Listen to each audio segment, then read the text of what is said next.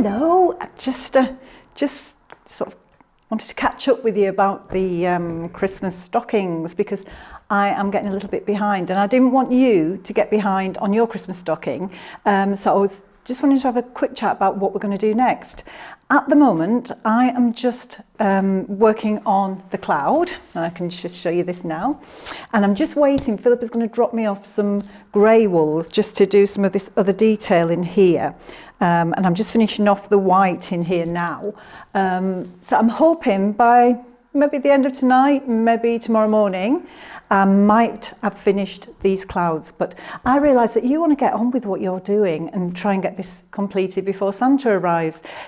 So what I thought would be a good idea is if we have a look at a video that Phillipa did in the summer for the next step, which is a really simple one. It's about putting the snowflakes onto the laden couch work, so it looks like the snow's falling over the stag. So if we watch that, and then we can have a quick chat about it afterwards. So today I'm going to work on the snowflakes coming down from the clouds. So for the actual snowflakes coming down from the cloud, or for rain, you could use grey, but you could use the cream or white or any colour you have. So I'm going to use this creamy white, and I think it's rather gorgeous. So I've folded it over, so 30 inches folded over to make a one long thread with the loop at the end. So I'm just going to take my needle down, and I'm going to actually use this casting on area here just to add another little detail in the cloud. So you can, you know, if you thought it was too blocky, you could just go back in and add more colours. So this is usually hidden, but I don't mind because this is a very freestyle cloud. So you can see that just even that casting on stitch blends with the rest, and I have another one here. So now I'm going to come down the line, my couching line, which, as you know, dissects these squares. So just coming up with a very straight needle and pulling it from behind. Working hand to hand is always much easier. Now, in a really nice free space here, I'm going to work a much larger stitch, and I'm going to come up higher up in the square shape. So not down here like I have been before, but higher up, and go much further down. And then I'm going to do the same across from side to side, right the way across. So about 2/3 to 3/4 of the way across that area. So I've now got the blue cross underneath and a white cross over the top. And then I'm coming up between the blue and the cream here, and coming down with another cross stitch over the top of those. And I think that looks like a snowflake.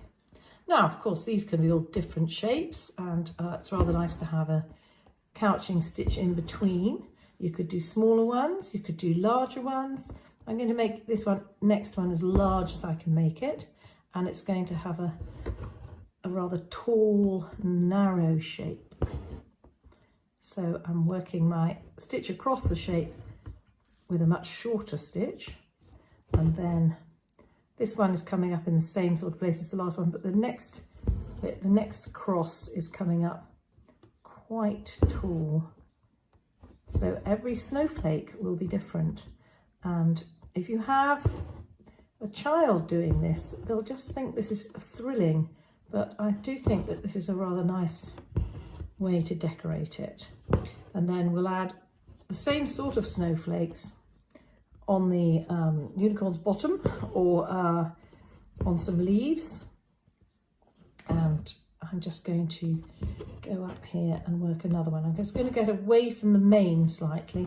You'll see I've worked over the whole area of the mane, because that actually is going to have just a running stem stitch or even loose turkey work over the top of it. And as you know, you can work through these stitches. It's not like metal thread or some of the firmer cotton threads where you're restricted.